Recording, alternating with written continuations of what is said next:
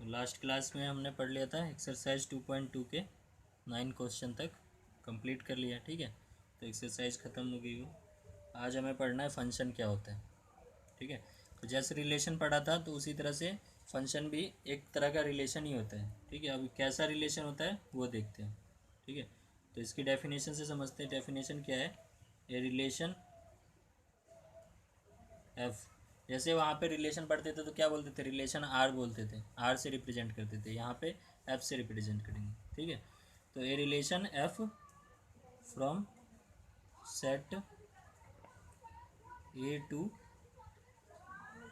ए set B, है ना। तो वहाँ पे भी रिलेशन भी क्या होता था? एक सेट ए से बी की तरफ होता था। ठीक है, आर से रिप्रेजेंट करते थे, सेट ए से सेट बी तक होता था। ठीक है, ये भी क्या होता है? कोई दो सेट होंगे, सेट ए होगा, सेट बी होगा, तो उन दोनों के जो एलिमेंट्स होंगे उनके बीच में कोई रिलेशन ही होगा एक तरह का। ठीक है, तो उसको फंक्शन कहेंगे। लेकिन कब कहेंगे उसके लिए अभी पूरी डेफिनेशन देखते हैं। Set A to set B is set to be a function. उसको एक फंक्शन कहेंगे। कब कहेंगे? Set to be a function if every element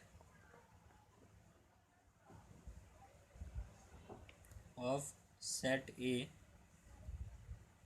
has one and only one.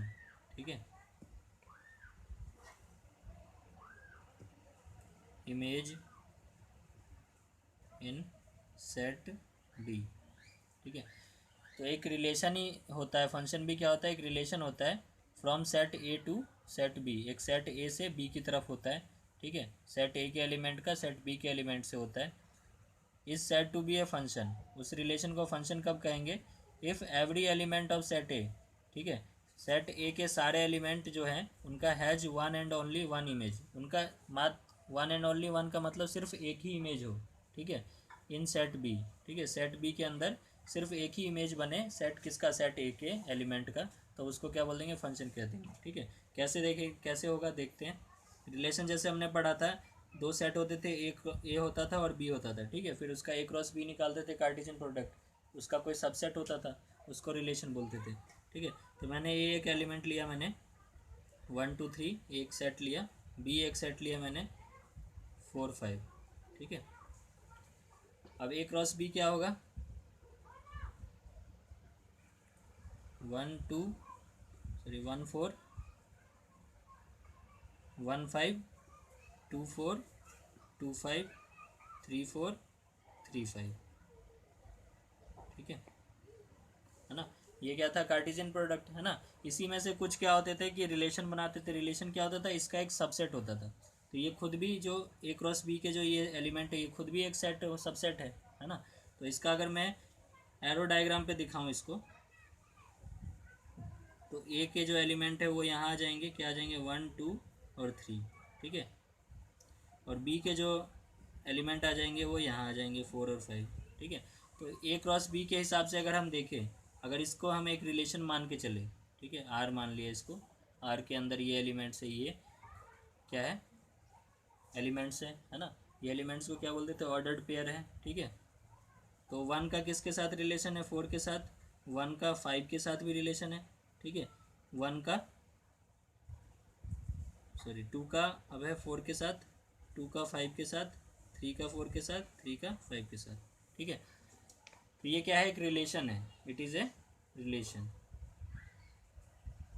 ठीक है, अब इसको मैं फंक्शन कब कहूँगा? फंक्शन हमें पढ़ना है, तो फंक्शन क्या कहता है कि every element of set A has one and only one image in set B.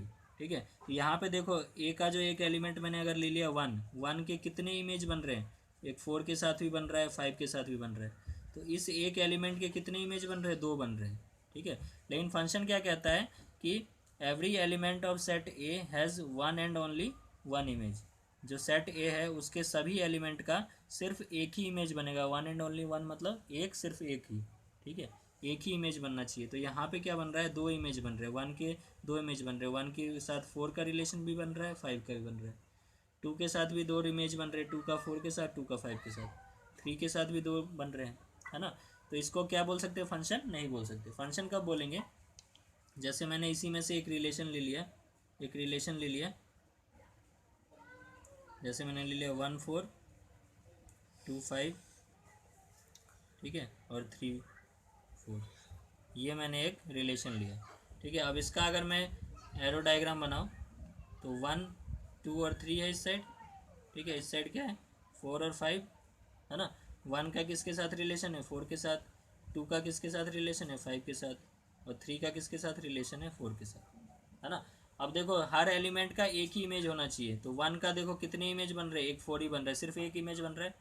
2 के कितने इमेज बन रहे हैं, सिर्फ एक इमेज बन रहा है 5 के साथ। 3 के कितने इमेज बन रहे हैं 4, एक के साथ ही बन रहे हैं, ठीक है।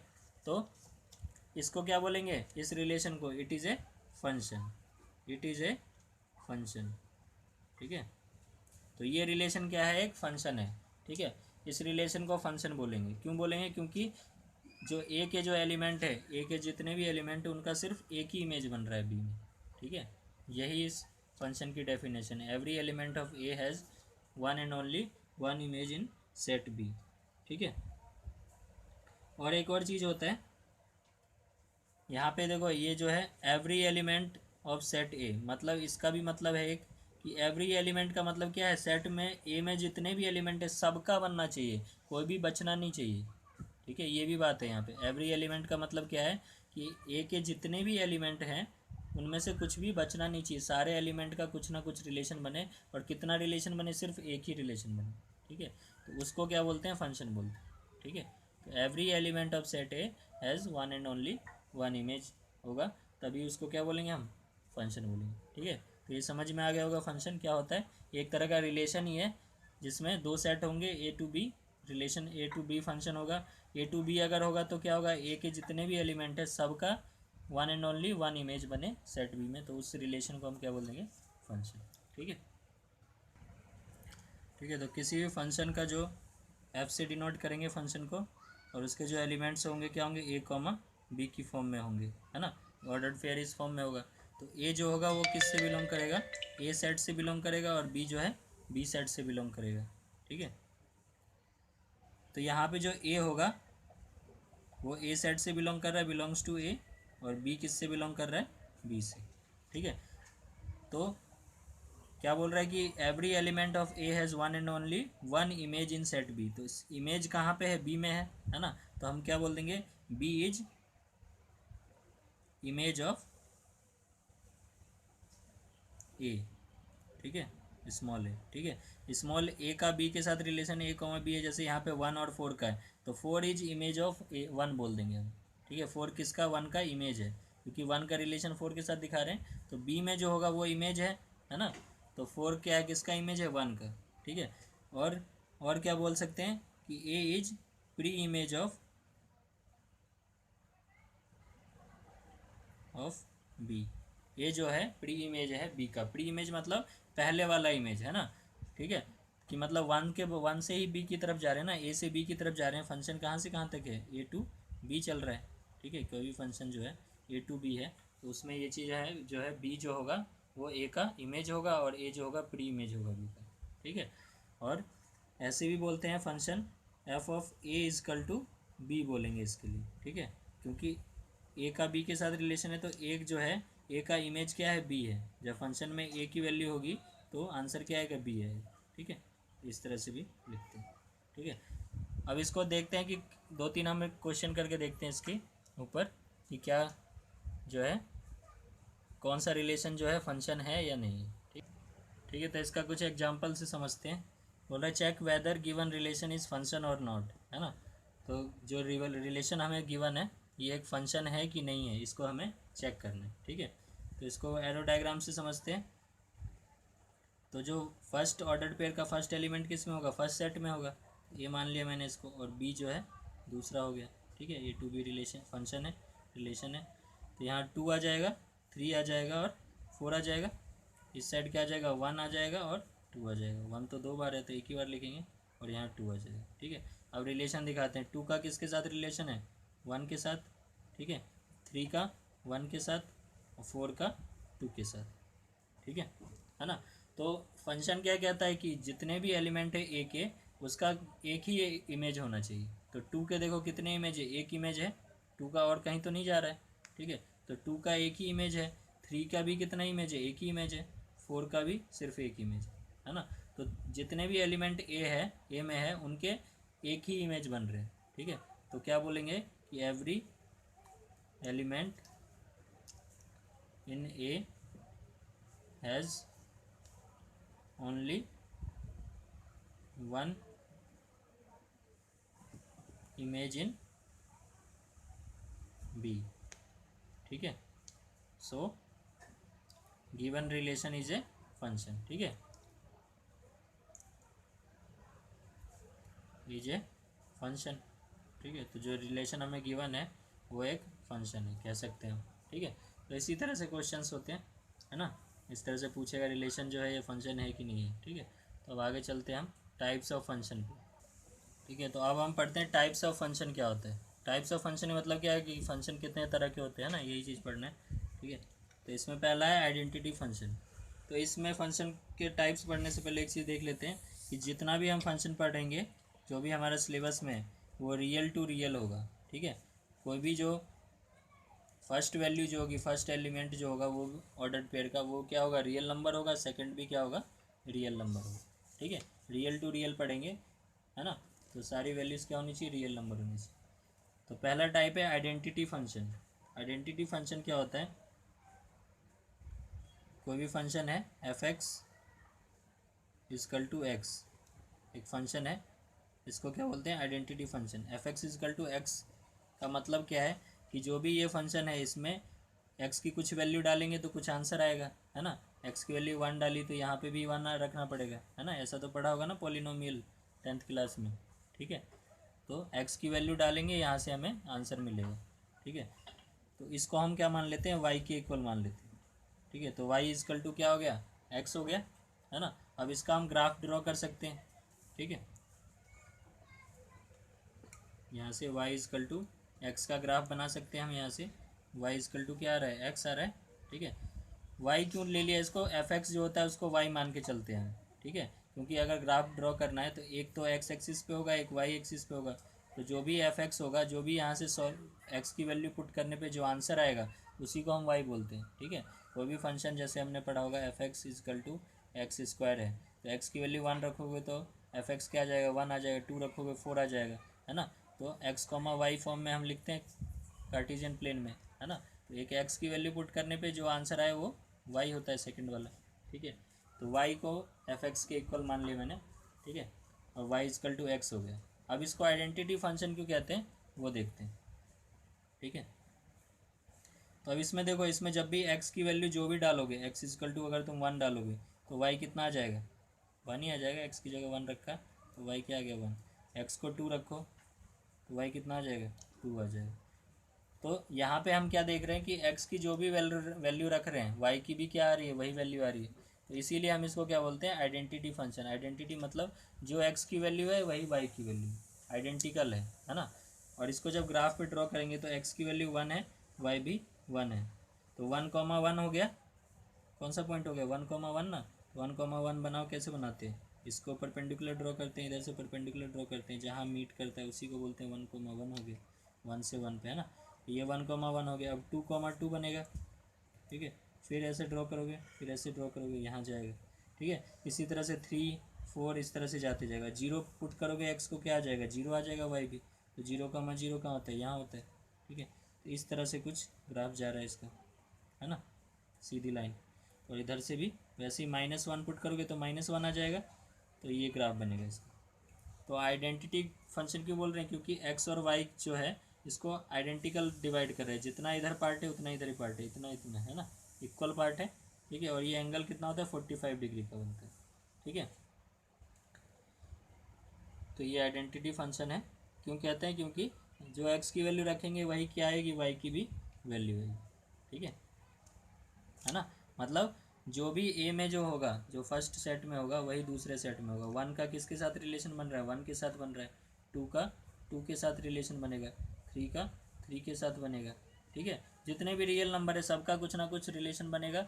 और सब क्या मिलेगा, सेम जो इसमें होगा वही इसमें होगा, ठीक है। फंक्शन जो हम लिखेंगे तो 1,1, ठीक है, 2,2, 3,3, है ना। तो इसलिए इसको आइडेंटिटी फंक्शन बोल रहे हैं, कि जो एक्स की वैल्यू है वही वाई की वैल्यू, फर्स्ट ऑर्डर पेयर का जो फर्स्ट एलिमेंट है वही सेकंड एलिमेंट है। ठीक है, तो आइडेंटिटी फंक्शन समझ में आ गया होगा। अब दूसरा देखते हैं कांस्टेंट फंक्शन।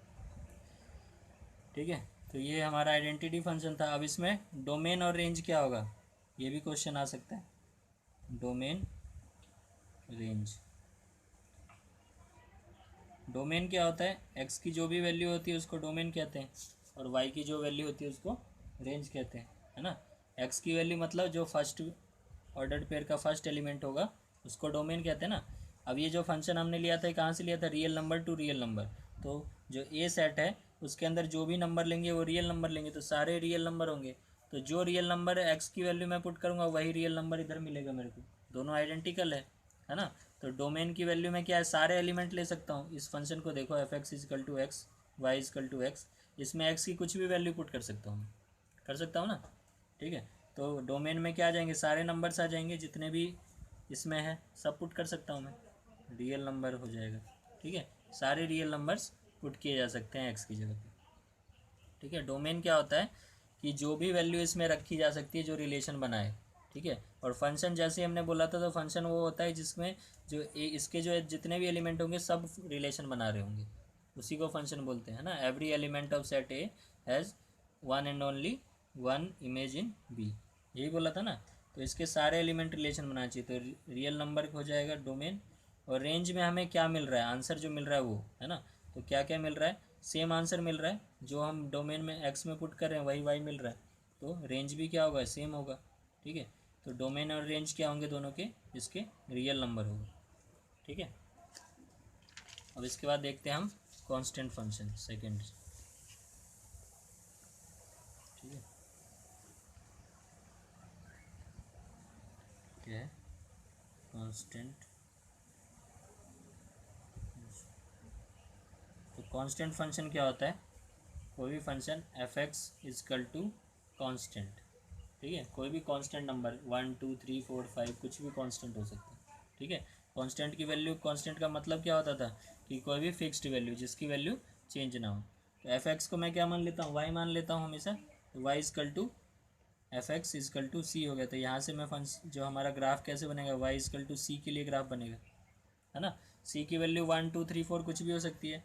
अब इसको मैं ग्राफ पे अगर ड्रॉ करूँ, ठीक है, तो y इजकल टू सी, है ना। c की वैल्यू कुछ भी एक फिक्स वैल्यू होगी, तो मान लिया c की वैल्यू ये जो है c की वैल्यू है। ठीक है, किसके, y इजकल टू सी है, तो y की वैल्यू c यहाँ कहीं होगी। ठीक है, तो ये हमारा हो गया c पॉइंट, जैसे 1 2 3 4 होता है ना, तो वैसे ही c कोई पॉइंट होगा यहाँ पे। ठीक है, 1 2 3 कुछ होगा, यहाँ c होगा। ठीक है, अब ये ग्राफ क्या कर रहा है, y की वैल्यू क्या है, c है ना, ये क्या होगा, हमेशा फिक्स रहेगा। ठीक है, तो x की वैल्यू यहाँ पे x है कहीं पे इस ग्राफ में, क्वेश्चन में नहीं है। ठीक है, तो x की वैल्यू मैं कुछ भी रखना चाहूँ तो आंसर y क्या आएगा, c ही आएगा।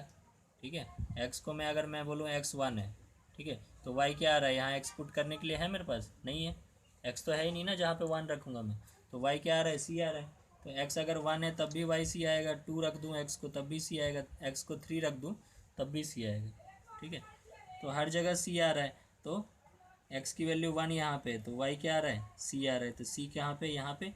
ठीक है, x की वैल्यू 2, y c यहाँ पे ले लेंगे ये पॉइंट। ठीक है, तो ये पॉइंट्स आते जाएंगे ऐसे, है ना, इधर भी इस तरह से पॉइंट्स आएंगे, तो ये लाइन बनेगी। ठीक है, तो कांस्टेंट फंक्शन का ग्राफ तो इसी तरह से होता है ना। y इजकल टू कांस्टेंट का मतलब क्या है कि y की वैल्यू क्या है, फिक्स हो गई है। अगर मैं बोलूँ y इजकल टू 1 का ग्राफ बनाओ, तो कैसे बनाओगे, y की वैल्यू 1 कहाँ होगी, यहाँ है मान लिया।